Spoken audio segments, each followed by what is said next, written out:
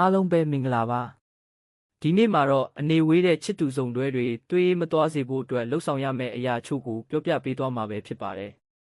အနေဝေးတဲ့ချစ်သူတွေဆိုတာကချစ်ချင်းတစ်ခုကိုစိတ်ရှည်မှုယုံကြည်မှုနဲ့ဆက်ထိန်ထားရတဲ့စမ်းသပ်မှုတစ်ခုလိုပါပဲနေရာကွာဝေးကြောင့်ချစ်သူနှစ်ဦးကြားမှာစိတ်အေးသွားတာနှီးစပ်မှုလျော့သွားတာတွေကအမြဲလိုဖြစ်တတ်ပါတယ်ဒါကြောင့်အဝေးနေတယ်ဆိုပေမဲ့တွေးမအေးအောင်ထိမ့်သိမ့်ဖို့လှုပ်ဆောင်ရမယ့်အချက်တွေကိုပြောပြပေးသွားမှာပဲဖြစ်ပါတယ်နံပါတ်1ဆက်သွယ်မှုကိုမပြတ်အောင်ထိန်းထားပါ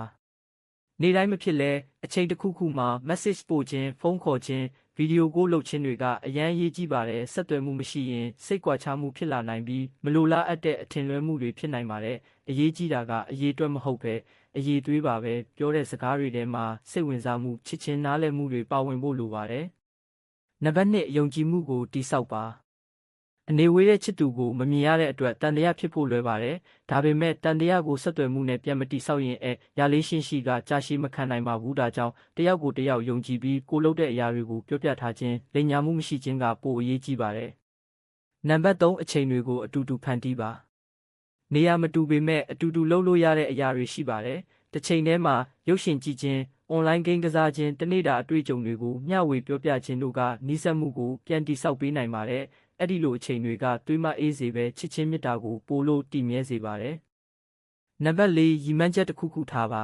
။အနေဝေးတဲ့ချစ်သူတွေဆိုတာကအမြဲတမ်းအဝေးမှာနေရမယ့်အရာမဟုတ်ပဲတနေ့မှနီးကပ်လာမယ်ဆိုတဲ့မျှော်လင့်ချက်ရှိရင်ပိုပြီးအားတက်စေပါတယ်။ဥပမာဘယ်တော့တွေ့မလဲဘလို့အနာဂတ်တည်ဆောက်မလဲဆိုတာတွေကိုအတူတူစီမံထားခြင်းကရလေးရှင်းရှိကိုအတိတ်ပဲရှိစေပါတယ်။နံပါတ်5ချစ်ချင်းကိုပြသပါ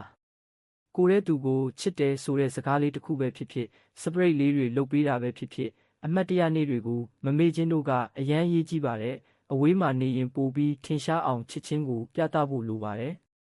အနေဝေးတဲ့အချစ်တစ်ခုကိုတည်တံ့စေဖို့ဆိုတာအချစ်တစ်ခုတည်းနဲ့မလုံလောက်ပါဘူးအဓိကတော့စိတ်ရှည်မှုယုံကြည်မှုအားထုတ်မှုတွေလိုအပ်ပါတယ်ချစ်သူနှစ်ဦးဟာအဝေးမှာနေရပေမဲ့နှစ်ဦးနှစ်ဖက်စူးစမ်းနေတယ်ဆိုရင်တနေ့မဟုတ်တနေ့ပြန်ဆုံကြလိမ့်မယ်လို့ယုံကြည်ပါတယ်အားလုံးကိုကျေးဇူးတင်ပါတယ်